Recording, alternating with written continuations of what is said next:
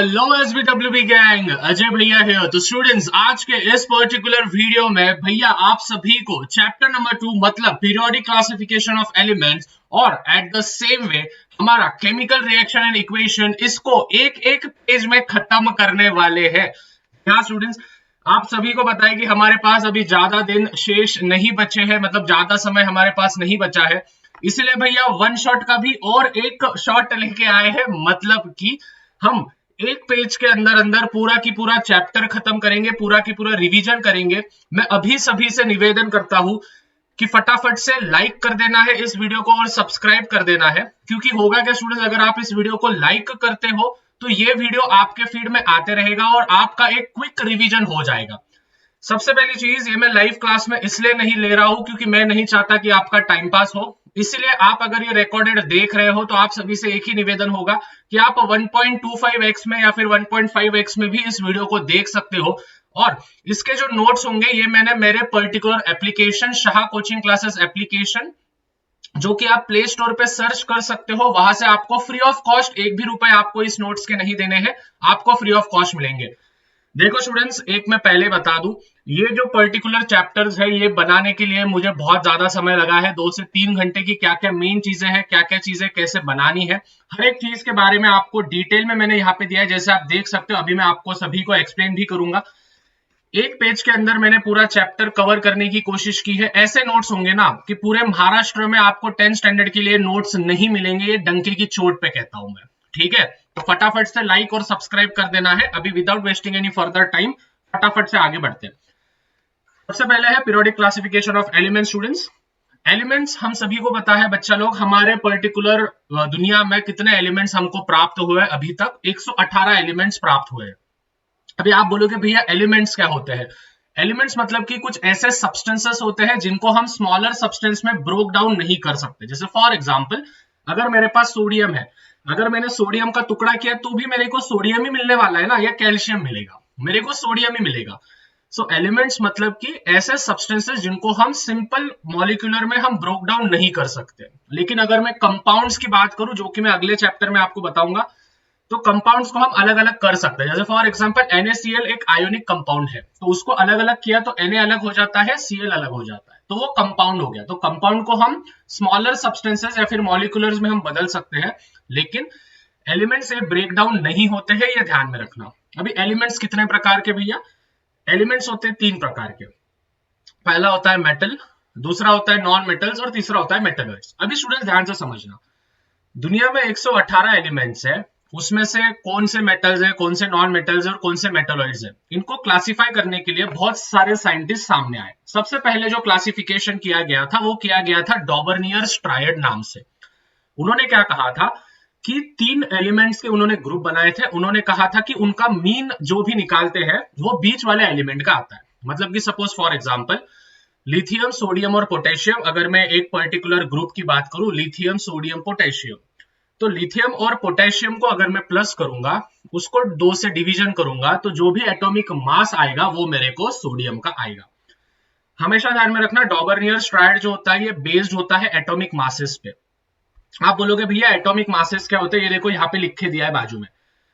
Atomic masses मतलब कि number of protons पर प्लस न्यूट्रॉन्स, मतलब कि न्यूट्रॉन्स और प्रोटॉन्स इन दोनों का जब हम प्लस करते हैं तो एटॉमिक मास होता है। एटॉमिक नंबर क्या होता है? एक तो प्रोटॉन कितने हैं उस एटम में, एलिमेंट के, और इलेक्ट्रॉन कितने हैं उस पर्टिकुलर एलिमेंट के एटम में, उसको हम बोलते हैं एटॉमिक नंबर और एटॉमिक मास। मास मतलब वजन, नंबर मतलब कि कौन से नंबर पे वो आता है पीरियोडिक टेबल में। क्लियर इधर तक? ओके। फिर उसके बाद डॉबर्नियर्स ट्रायड के टाइम पे 36 कुछ एलिमेंट्स नोन थे, हमारे टेक्स्ट बुक में जैसे दिया है। आप गूगल पे देखोगे तो अलग दिखेगा, लेकिन हमारे टेक्स्ट बुक के हिसाब से 36 है। फिर न्यूलैंड्स लॉ ऑफ ऑक्टेव आए। न्यूलैंड्स लॉ ऑफ ऑक्टेव ने कहा कि फर्स्ट एंड द 8 एलिमेंट इनके सेम केमिकल और फिजिकल प्रॉपर्टीज होते हैं, और ये वाला भी एटॉमिक मासेस पे बेस्ड था। लिमिटेशन क्या क्या थे? एक ही लिमिटेशन था इसका कि कोबाल्ट और निकेल और सेलेनियम और लैंथेनॉइड को हमने एक ही, लैंथेनियम को हमने एक ही सेम बॉक्स में रख दिया था।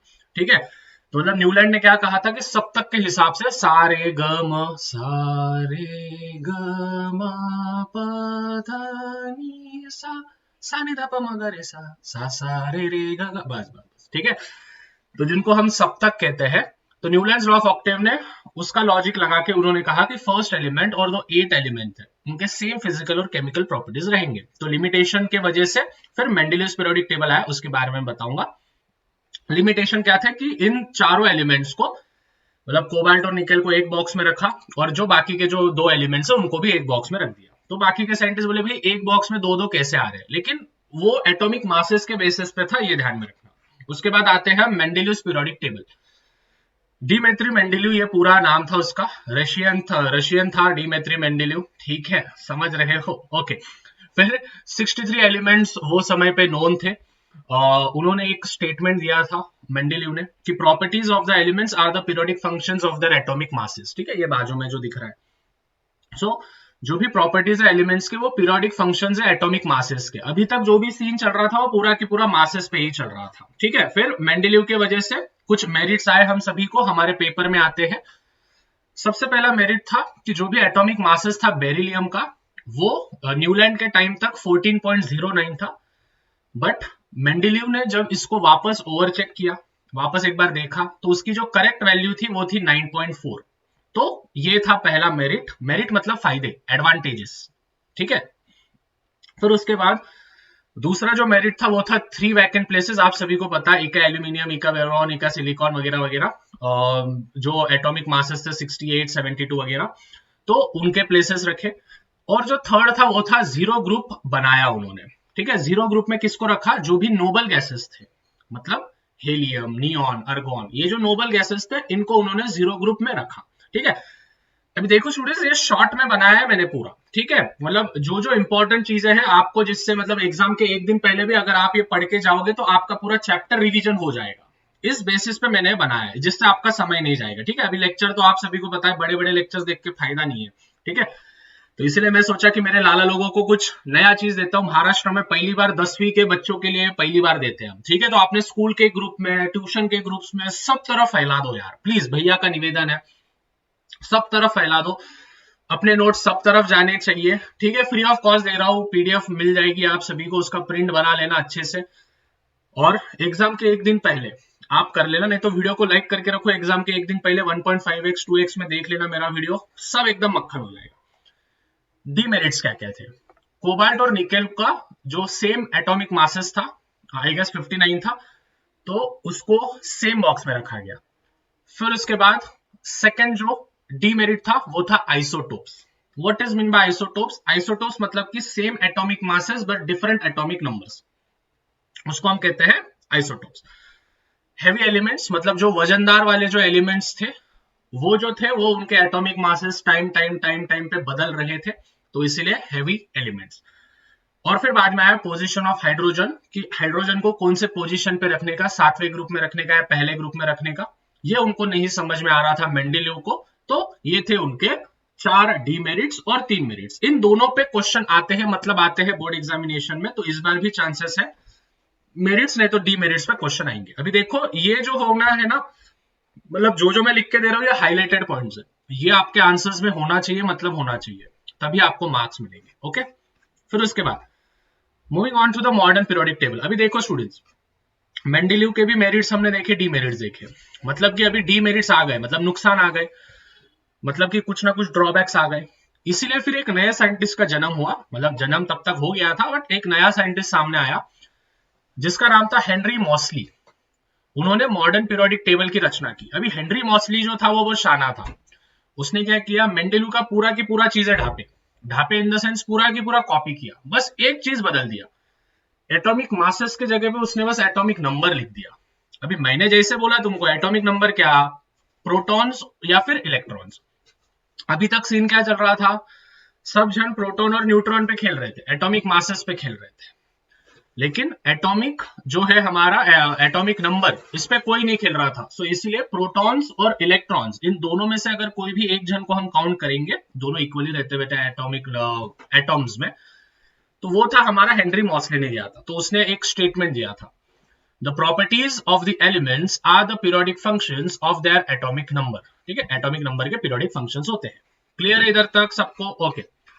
अभी देखो उसने मॉडर्न पीरियोडिक टेबल किस प्रकार से बनाया, मेरे ऊपर आप सभी को दिख रहा होगा, ठीक है। पीरियोडिक टेबल उसने एकदम अच्छे से बनाया, अच्छे से समझना।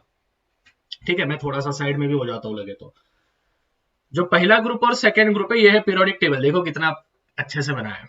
जो पहला ग्रुप और सेकेंड ग्रुप है, ठीक है, तो फर्स्ट ग्रुप को देखो हम क्या बोलते हैं, फर्स्ट ग्रुप को हम अल्कली मेटल्स बोलते हैं, जो कि हाईली रिएक्टिव होते हैं, बहुत जल्दी रिएक्शन देते हो। देखो कोई कोई अपने घर में होता है जिसको थोड़ा सा भी चिमटी लिया तो एकदम चिल्लाता है, और किसी किसी को कान के नीचे भी बजाए तो कुछ बोलता नहीं है, राइट। तो रिएक्टिव मतलब कि फटाक से रिएक्शन देता है वो।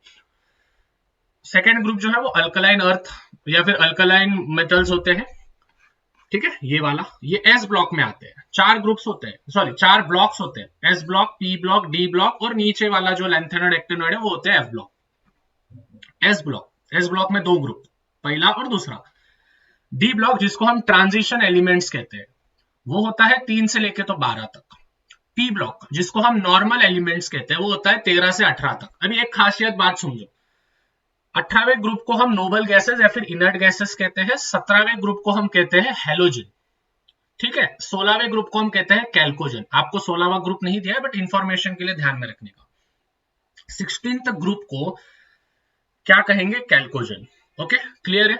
अभी स्टूडेंट्स अगर आपको कंफ्यूजन होता है कि ग्रुप्स और पीरियड्स को भैया हम कैसे ध्यान में रखें, तो देखो एक ट्रिक दे रहा हूं आप सभी को, ठीक है। जैसे फॉर एग्जांपल मैंने यहां पे लिख दिया VCG18। वी मतलब विराट, सी मतलब कोहली, मेरे को मालूम है कोहली का स्पेलिंग के से आता है, बट कोहली ये कैसा खेलता है स्टूडेंट्स, ग्रुप में खेलता है, 11 जन का होता है, और विराट कोहली का जर्सी नंबर कितना होता है, 18। सो वी मतलब वर्टिकल, सी मतलब कॉलम्स, जी मतलब ग्रुप्स। तो वर्टिकल कॉलम्स को हम ग्रुप कहेंगे, और टोटल ग्रुप्स कितने हैं, 18। तो विराट कोहली, ठीक है, चौकी लिख दिया क्या मैंने, विराट कोहली, ठीक है, के जगह पे सी कर दिया। विराट कोहली ये कैसा खेलता है, ग्रुप में खेलता है, ठीक है। फिर उसके बाद HRP7, एच मतलब हार्दिक, HR मतलब हार्दिक, पी मतलब पांड्या। हार्दिक पांड्या 7 नंबर पे आता है बैटिंग करने को, बरोबर। तो H मतलब क्या होगा स्टूडेंट्स, हॉरिजॉन्टल, R मतलब क्या होगा, रोज, P मतलब क्या होंगे, पीरियड्स। तो हॉरिजॉन्टल रोज को हम कहते हैं पीरियड्स, और टोटल पीरियड्स कितने होते हैं स्टूडेंट्स, देयर आर 7 पीरियड्स। ये देखो यहाँ पे लिख के दिया है मैंने, there are how many periods students, there are 7 periods. कितना होगा, 7 पीरियड्स होंगे, ये चीजें ध्यान में रखने का। क्लियर है क्या सबको, एक बार चैट्स में लिख देना फटाफट, ठीक है। Moving on to the forward. फिर उसके बाद स्टूडेंट्स यहाँ पे देखो वैलेंसी। वैलेंसी मतलब क्या, number of electrons present in an outermost shell is called as a valency. मतलब नंबर ऑफ इलेक्ट्रॉन्स जितने भी आउटर मोस्ट शेल में होते हैं, जैसे आप सभी को पता है KLMN, ये 4 शेल्स होते हैं 2n² के फॉर्मूले से। तो जो भी लास्ट शेल में जो भी आएगा उसको हम कहते हैं वैलेंसी। एटॉमिक साइज क्या होता है, एटॉमिक साइज में इतना ध्यान में रखना, उसको हम पिकोमीटर में गिनते हैं।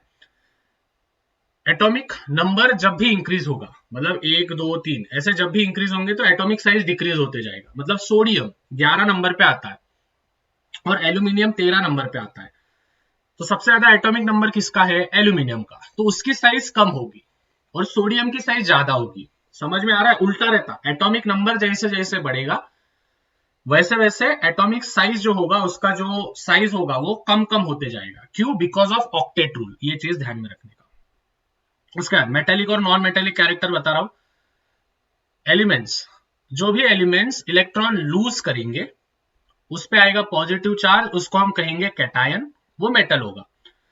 जो भी एलिमेंट्स इलेक्ट्रॉन गेन करेंगे उस पे आएगा नेगेटिव चार्ज, वो होगा एनायन। अभी आप बोलोगे भैया एक आधा एग्जांपल फेंको, देखो यहाँ पे ध्यान देने का। सपोज भैया ले रहे हैं सोडियम और यहाँ पे ले रहे हैं क्लोरीन। अभी इन दोनों का मिलाव हमको करना है। इनका वैसे बचपन का प्यार है, बचपन का प्यार कभी भूल नहीं जाना रे, जाने मेरी जाने मन, ठीक है, ऐसा वाला।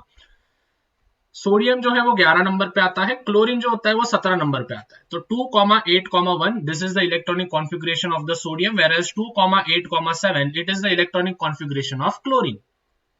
ऑक्टेट रूल कैसा होगा, सबका पेट 8 से भरता है। तो देखो सोडियम क्या करेगा लाला लोग, सोडियम जो होगा इधर से एक इलेक्ट्रॉन क्लोरीन को देगा, तो सोडियम ने एक इलेक्ट्रॉन लूज कर दिया तो इस पे आया पॉजिटिव चार्ज, क्लोरीन ने एक इलेक्ट्रॉन गेन कर लिया तो इस पे आया नेगेटिव। तो ये जो पॉजिटिव चार्ज होता है इसको हम कहते हैं कैटायन। आयंस 2 प्रकार के, कैटायन एनायन। और जो क्लोरीन के ऊपर जो नेगेटिव चार्ज आया है लाला लोग, इसको कहते हैं एनायन, ठीक है। अभी देखो सोडियम ने एक इलेक्ट्रॉन दिया, इसीलिए ये क्या हो गया 2,8, तो ये स्टेबल हो गया। क्लोरीन ने एक इलेक्ट्रॉन लिया, तो ये क्या हो गया 2,8,8। ये देखो ना, इधर एक इलेक्ट्रॉन गया, तो ये भी क्या हो गया स्टेबल। तो दोनों स्टेबल हो गए, इसलिए उन्होंने एक कंपाउंड फॉर्म किया, और इसको हम बोलते हैं आयोनिक कंपाउंड। क्यों? क्योंकि कैटायन और एनायन से बना। अभी अगर आपको क्वेश्चन आया कि इन ये जो रिएक्शन है इसमें मेटल कौन है, तो देखो जिसपे पॉजिटिव चार्ज आता है वो होता है मेटल। तो देखो सोडियम मेटल होगा, सो Na ये क्या है मेटल। कैसे समझा? क्योंकि इसने इलेक्ट्रॉन को क्या किया स्टूडेंट्स, लूज किया, और जो भी इलेक्ट्रॉन को लूज करता है उसको हम कहते हैं कैटायन, और वो मेटालिक कैरेक्टर शो करता है। क्लोरीन, क्लोरीन क्या होगा स्टूडेंट्स, नॉन मेटल। क्यों लाला लोग? क्योंकि उसने इलेक्ट्रॉन को क्या किया, गेन किया, और इलेक्ट्रॉन जो गेन करता है उसको कहते हैं हम एनायन। तो कैटायन और एनायन इन दोनों को मिला के बनता है आयोनिक कंपाउंड। समझ में आया क्या मेरी जान? समझे क्या नहीं? ओके। बोला भैया आप जो इतने फास्ट बता रहे हो, ये तो हमको स्कूल में 4 दिन लेक्चर में भी नहीं समझा, इतना अच्छे से हमको आज समझ में आ रहा है। ठीक है बेटा, ये तो होता है, इसको बोलते हैं स्टेट बोर्ड वाले भैया। भैया ने बोला करने का तो करने का, बात खत्म, simple as that. Okay, moving forward. अभी हम जाएंगे पीरियोडिक ट्रेंड्स पे। जैसे जैसे हम ग्रुप में लेफ्ट टू राइट जाएंगे, मतलब मॉडर्न पीरियोडिक टेबल में लेफ्ट से राइट में जाएंगे, डिक्रीज होगा एटॉमिक रेडियस, इंक्रीज होगा इलेक्ट्रोनेगेटिव। देखो नेगेटिव की तरफ जाएंगे ना, क्योंकि अरे हाँ भाई ये रह गया शायद, रुको, हाँ सॉरी, हाँ ये रह गया भाई। लेफ्ट साइड में होंगे मेटल्स, राइट साइड में होंगे नॉन मेटल।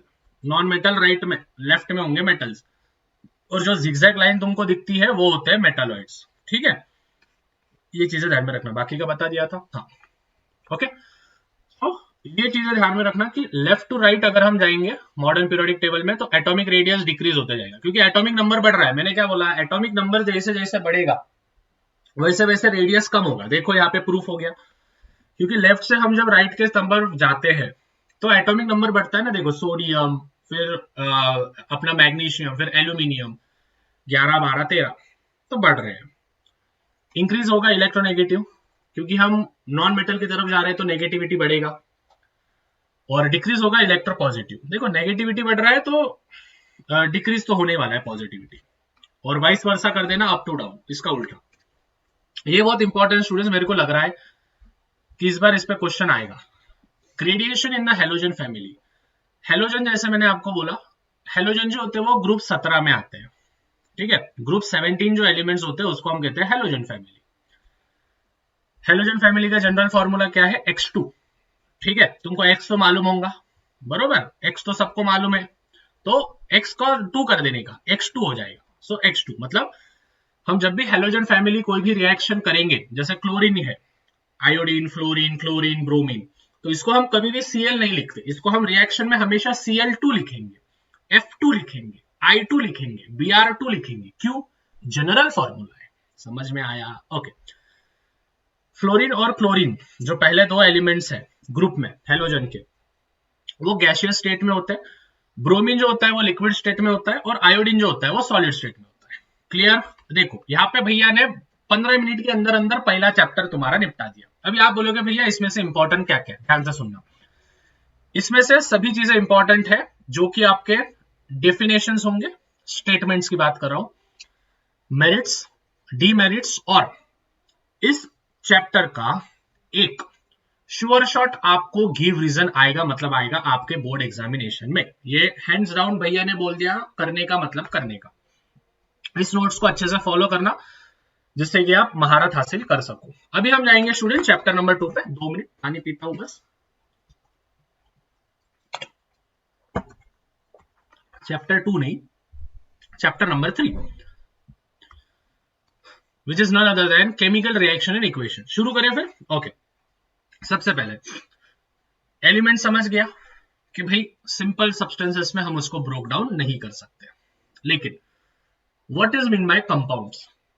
कंपाउंड्स मतलब कि जब दो एलिमेंट्स एक दूसरे के साथ मिलते हैं केमिकली, मतलब सोडियम और क्लोरीन, ये दो एलिमेंट्स हैं, ये दोनों एक दूसरे के साथ मिले तो क्या बन गया? कंपाउंड बन गया।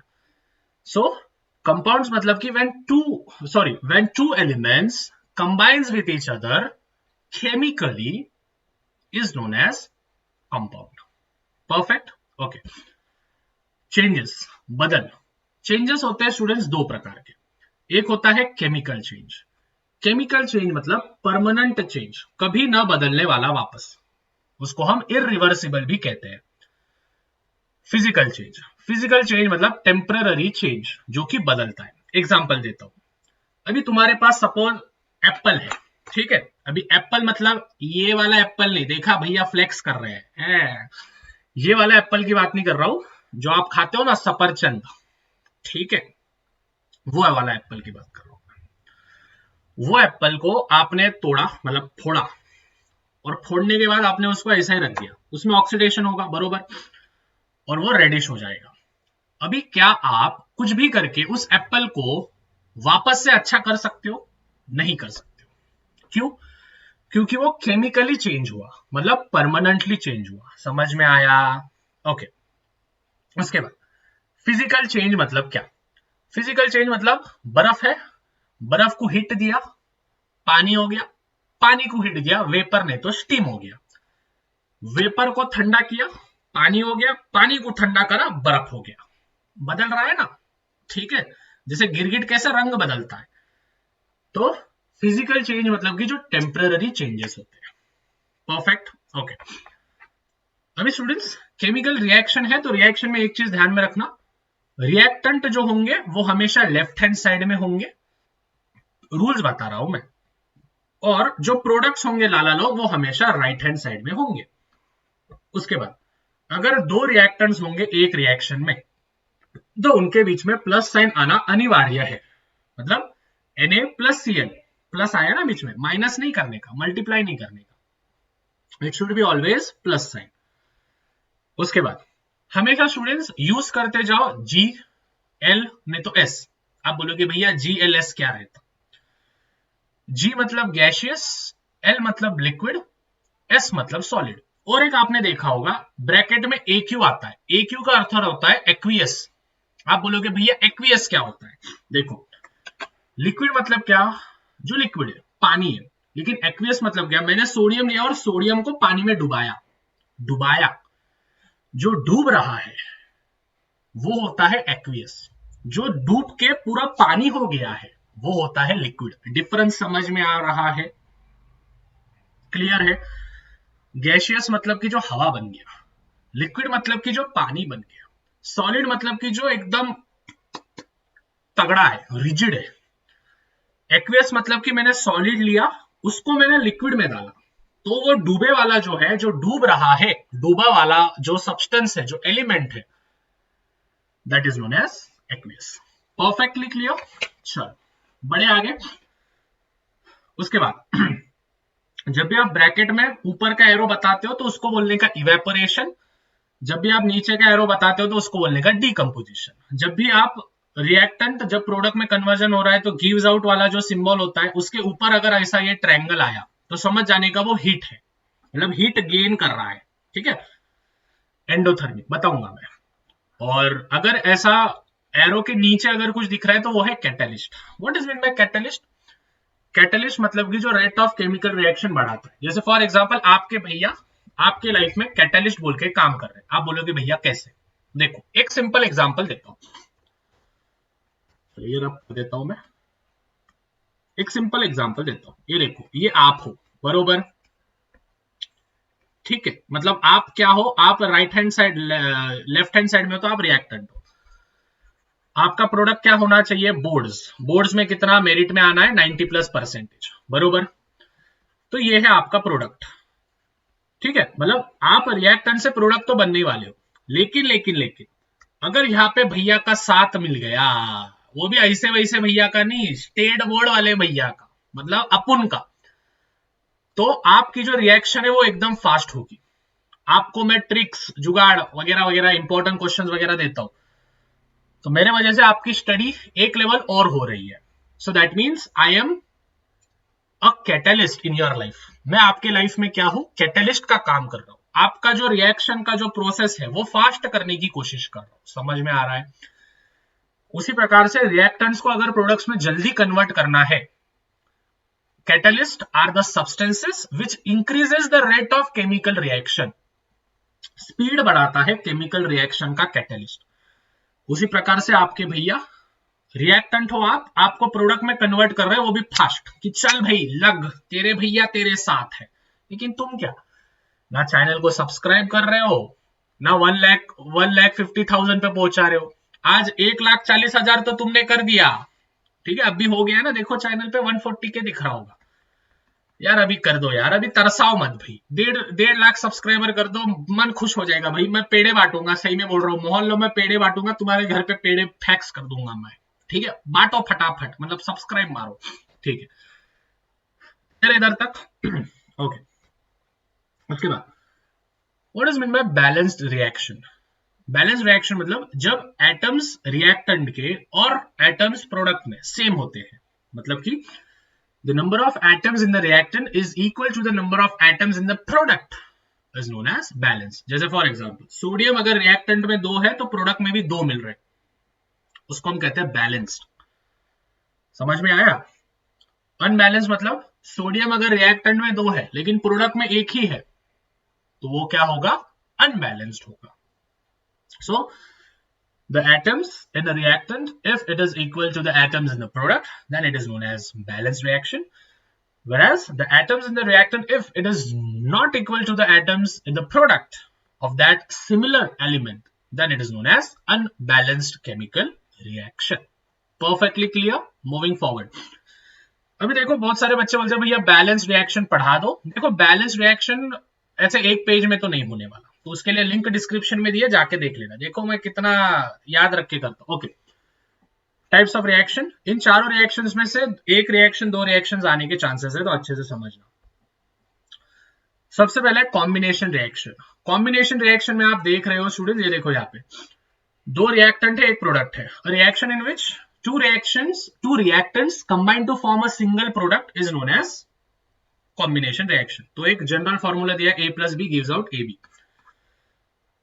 Decomposition, a reaction in which 2 products are formed, 2 product बनते हैं, देखो A plus B, लेकिन एक रिएक्टेंट से। यहाँ पे क्या हो रहा था, 2 रिएक्टेंट थे, 1 प्रोडक्ट था। डिकम्पोजिशन में क्या हुआ, 2 प्रोडक्ट है, 1 रिएक्टेंट है। समझ में आया क्या? ओके। डिस्प्लेसमेंट, डिस्प्लेसमेंट मतलब कि जिसके पास आयंस ज्यादा होंगे उसके साथ वो भाग जाएगा। जैसे A प्लस बी, पहले A भी साथ में था, C अलग था, A जो है वो C के साथ चला गया, B अलग हो गया, इसको कहते हैं डिस्प्लेसमेंट रिएक्शन।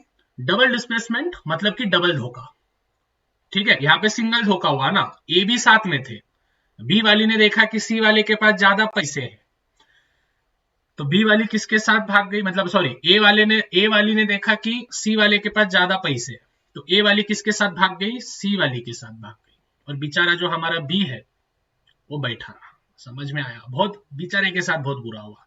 रियल लाइफ में भी ऐसा ही होता है लाला लोग, ठीक है, मतलब होता है भाई, है ना, एक्सपीरियंस से बोल रहा हूँ मैं मजाक कर रहा हूँ, ठीक है, सीरियसली ना लो। ओके, वैसे भैया ने डबल डिस्प्लेसमेंट किया है, बताता हूं मैं कैसे। डबल धोखा, उसने धोखा दिया तो मैंने भी धोखा दिया। देख लो, ए बी है प्लस सी डी है, मतलब ए और बी पहले साथ में थे और सी और डी साथ में थे रिएक्टेंट के समय, लेकिन इंटरवल के बाद क्या हो गया, ए जो है वो डी के साथ भाग गया, मतलब इधर की पहले वाली उधर के दूसरे वाले के साथ और उधर का दूसरे वाला इधर के पहले वाली के साथ। समझ रहा है?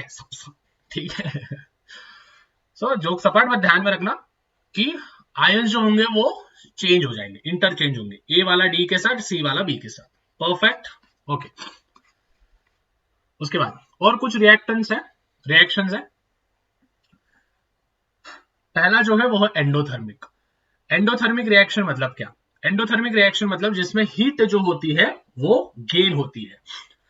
अभी इसको कैसे समझेंगे, ये देखो, अगर कोई भी एरो के ऊपर अगर हीट दिख रहा है तो समझ जाना एंडोथर्मिक है। देखो आपका क्वेश्चन नंबर 7 या 8 में आपको बोला होगा कि identify which of the following reaction is endothermic और एक्सोथर्मिक। देखो एक बार टेक्स्ट बुक खोल के, तो रिएक्टेंट है और प्रोडक्ट है, अगर उस एरो के ऊपर आपको अगर क्या दिख रहा है, ट्रायंगल दिख रहा है, उसको हम डेल्टा कहते हैं, हीट कहते हैं,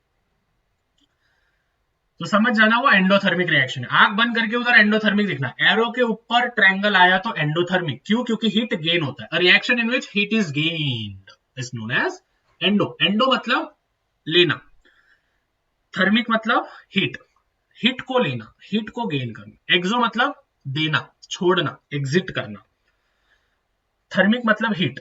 सो हीट जब भी प्रोडक्ट में दिखेगी, देखो रिएक्टेंट है, प्रोडक्ट में डेल्टा दिखेगा या फिर हीट दिखेगा, HEAT, तो समझ जाना वो है एक्सोथर्मिक। ठीक है, इस पे क्या ज्यादा ज्ञान नहीं दूंगा, आप क्वेश्चन नंबर 6-7 देख लेना, जो भी आपको उधर होगा, अभी इतना याद नहीं आ रहा है, वहां पे आपको क्वेश्चन है। ट्रायंगल के ऊपर हीट दिखा तो एंडो, प्रोडक्ट के साइड में मतलब राइट हैंड साइड में अगर प्लस करके HEAT दिख रहा है तो एक्सोथर्मिक है। हाँ, okay. Rate of chemical reaction, अभी फैक्टर्स है ये, ठीक है, factors affecting the rate of chemical reaction.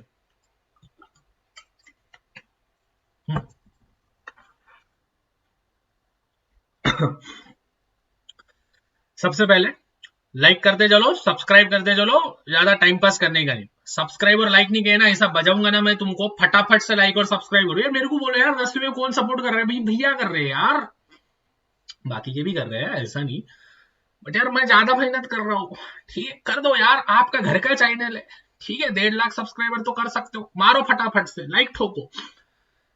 Nature of reactant, मतलब जैसे मैंने बोला, ग्रुप 1 के जो एलिमेंट्स है वो रिएक्टिव है, ग्रुप 2 के उससे कम है। तो मेरे को बोलो, अगर मैं ग्रुप 1 का एलिमेंट लूंगा और ग्रुप 2 का लूंगा, तो जल्दी रिएक्शन कौन करेगा, ग्रुप 1 का करेगा, तो रिएक्टेंट पे बेस हुआ ना, तो nature of reactant. Size of particle, अभी एक एग्जांपल देता हूं मैं, ठीक है, तुमको 2 गिलास दिए मैंने, गिलास मालूम है, ग्लास ग्लास, ठीक है, ग्लास से गाना आ गया, ताइला ग्लास, ओनली इंग्लिश, टा टा टा टा टा टा टा, हैंड ग्लास, ग्लास में scotch, eyes full of tear, empty life, girl come, life reverse gear, कौन सा गाना था रे, कोलावरीडी, 1 2 3 4, ठीक है, तो कोलावरीडी, चलो जान लो, jokes apart. Size of particles, तुमको 2 ग्लास दिए मैंने, कांच के ग्लास, ठीक है, एक ग्लास रखा, एक ग्लास रखा, उसमें दोनों को सेम मात्रा में पानी दिया मैंने, बरोबर, ध्यान से समझना एग्जांपल। अभी क्या हुआ, एक जो ग्लास है, रुको मैं बना के दिखाता हूं तुमको, ठीक है, अभी ये है सपोज तुम्हारे पास एक गिलास और ये 2 गिलास, इसमें भी मैंने 50 ml वाटर लिया है, इसमें भी मैंने 50 ml वाटर लिया है, ठीक है, ये है ऐसा पानी, ठीक है, this is what, this is water, okay. अभी इसको मैंने ए नाम दिया, इसको मैंने बी नाम दिया, बीकर को, ग्लास या फिर बीकर जो भी है। यहाँ पे मैंने आपको शुगर के छोटे छोटे टुकड़े दिए, जो आप खाते हो ना शुगर, और यहाँ पे मैंने शुगर के ऐसे बड़े बड़े क्यूब्स दिए, और इन दोनों को मैंने पानी में डाला। मेरे को बोलो सबसे पहले कौन डिसॉल्व होगा, कॉमन सेंस है भाई, कमेंट करो, कमेंट करो, 2 मिनट देख रहा हूं मैं, कमेंट मारो, कौन डिसॉल्व करेगा सबसे पहले, ए वाला करेगा या बी वाला करेगा, कॉमन सेंस की बात है भाई, ए वाला करेगा, क्यों, क्योंकि इसकी साइज जो है वो छोटी है और इसकी जो साइज है वो बड़ी है, तो जाहिर सी बात है, मतलब यहाँ पे क्या समझा हमको, जिसकी साइज छोटी, अरे जिसकी भी छोटी उसका भी बड़ा नाम है, ठीक है, जिसकी साइज छोटी उसका जो रेट होगा वो फास्ट होगा, और जिसका साइज बड़ा उसका रेट जो होगा वो कम होगा। समझ में आया, समझ में आया क्या, क्लियर, चलो बहुत बढ़िया, ओके। फिर उसके बाद कॉन्सेंट्रेशन, देखो बहुत सारे बच्चों को ना कॉन्सेंट्रेशन और डाइल्यूट में अर्थ नहीं समझता है, बता रहा हूं मैं, देखो बहुत सारी नई नई चीजें समझ में आएंगी तुमको। आपने देखा होगा स्टूडेंट्स, कोई कोई रिएक्शन के आगे दिल लिखा होता है, दिल नहीं होता है वो, दिल का फुल फॉर्म होता है डाइल्यूट, ठीक है, और किसी किसी के आगे CONC लिखा होता है, बरोबर, तो CONC का फुल फॉर्म होता है कॉन्सेंट्रेटेड, बरोबर। अभी आप बोलोगे भैया दिल और कॉन्सेंट्रेटेड में फर्क क्या होता है, देखो दिल का अर्थ होता है डाइल्यूट, डाइल्यूट मतलब कि इसमें कुछ वाटर के मॉलिक्यूल्स होंगे, मतलब मिलावट होगी, और कॉन्सेंट्रेटेड मतलब कि वाटर का एक भी बूंद उसमें नहीं मिला है, मतलब ये जो एसिड है ना, इस एसिड में कॉन्सेंट्रेटेड है, मतलब पानी का एक भी बूंद नहीं है, लेकिन ये जो एसिड है ये डाइल्यूट लिखा है, मतलब इसमें पानी के बूंद है।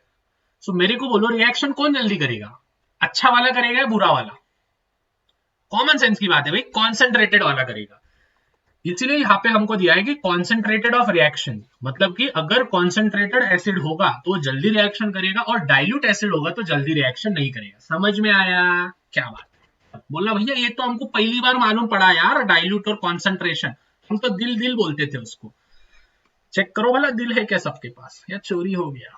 अभी चोरी नहीं होने देने का, नहीं तो बस ठीक है। टेम्परेचर, टेम्परेचर बढ़ा, रिएक्शन बढ़ा, और कैटलिस्ट तो बता दिया मैंने। ऑक्सीडेशन मतलब क्या? रिएक्टेंट में ऑक्सीजन गेन हुआ तो ऑक्सीडेशन, प्रोडक्ट में अगर हाइड्रोजन लूज हुआ तो ऑक्सीडेशन। रिडक्शन मतलब रिएक्टेंट में अगर हाइड्रोजन गेन हुआ तो रिडक्शन, प्रोडक्ट में अगर ऑक्सीजन लूज हुआ तो रिडक्शन। समझ में आया? चलो बहुत बढ़िया। रिडॉक्स रिएक्शन, रिडॉक्स रिएक्शन मतलब ऐसी रिएक्शन जिसमें ऑक्सीडेशन और रिडक्शन एक ही रिएक्शन में हो रहा है simultaneously, reaction in which oxidation and reduction takes place simultaneously, एक साथ, उसको लेकर रिडॉक्स रिएक्शन। एग्जांपल दे रहा हूं, कॉपर ऑक्साइड है प्लस हाइड्रोजन है, gives out Cu plus H2। देखो हाइड्रोजन गेन हो रहा था मतलब रिडक्शन हुआ, और यहाँ पे हाइड्रोजन ने ऑक्सीजन गेन किया मतलब क्या हुआ? ऑक्सीडेशन हुआ। तो रिडक्शन और ऑक्सीडेशन एक साथ हो रहा है। नहीं तो देखो कॉपर के साथ पहले ऑक्सीडेशन था मतलब ऑक्सीडेशन हुआ था, कॉपर ने ऑक्सीडेशन को छोड़ दिया मतलब रिडक्शन हुआ। तो ऑक्सीडेशन और reduction, this is known as redox reaction. Okay, last corrosion क्या होता है? कोरोजन मतलब रस्ट। रस्ट का जो फुल फॉर्म है, सॉरी मॉलिक्यूलर फॉर्मूला है, वो है Fe2O3.XH2O। एक्स मतलब कि मॉलिक्यूल्स होते हैं, 10 डालो, 15 डालो, 20 डालो, कुछ भी डालो, बट एक्स लिखने का उधर। उसका ये रिएक्शन ध्यान में रखना। आयन पे, एनोड पे कौन सा रिएक्शन होता है? एनोड मतलब positive. Fe2 plus 2 electrons, oxidation, क्या बोलते हैं, कैथोड पे कौन सा होता है? ऑक्सीडेशन होता है, O2 प्लस H2 Fe, तो ये होता है 2H2। ये आयन रस्ट होता है रेडिश कलर का। रेंसिडिटी मतलब व्हेन ऑयल और ghee is left over and undergoes oxidation and becomes rancid. अभी इसमें के कौन से इंपॉर्टेंट क्वेश्चन है, ध्यान से समझना। क्वेश्चन नंबर 6, 7, 8, 9 और क्वेश्चन नंबर 5, ये बहुत इंपॉर्टेंट होंगे, और इसमें के एक गिव रीजन करके रखना है। सो 1 पेज नोट्स, अजय शाह मेरा ही नाम है। स्टेट बोर्ड वाले भैया ज्यादा से ज्यादा वीडियो को शेयर करो। देखो इस पर्टिकुलर मेरे ख्याल से 20-25 मिनट हुए होंगे, मेरे को दिख रहा नहीं है। हमने 2 चैप्टर्स को एकदम अच्छे से मैंने रिवीजन करके दे दिया है। इसके नोट्स जो होंगे स्टूडेंट्स, आपको मेरा प्यारा सा एप्लीकेशन है, मेरा नहीं हमारा, जिसका नाम है SHAH शाह कोचिंग क्लासेस, आपको प्ले स्टोर पे मिल जाएगा। इसको डाउनलोड करो। एज अ चाइल्ड आप लॉगिंग करना, ठीक है? पेरेंट बोल के लॉगिंग मत करो, एज अ चाइल्ड बोल के, एज अ स्टूडेंट बोल के लॉगिंग करो। जैसे आप लॉगिंग करोगे, ऊपर आपको 3 डैश दिखेंगे लेफ्ट हैंड साइड में, उस पर क्लिक करना। उस पर तीसरे नंबर पे होगा फ्री स्टडी मटेरियल, उस फ्री स्टडी मटेरियल पे जाओ और वहां पे आपको ये PDF मिल जाएगा फ्री में, 0 रुपीज में, ठीक है? नाम ध्यान में रखना, remember the name, Shah coaching classes, आपको प्ले स्टोर पे मिल जाएगा। Thank you so much for watching यहाँ तक। और अगले कौन से चैप्टर्स पे आपको चाहिए, फटाफट से नीचे कमेंट कर देना प्लीज यार, लाइक कर देना, सब्सक्राइब कर देना। मिलते हैं स्टूडेंट्स अगले वीडियो में, तब तक जाओ टाइम पास करो मत, और ये वीडियो देख के जाना, इंपॉर्टेंट क्वेश्चन क्लिक करो। मिलते हैं तब तक, पीस आउट।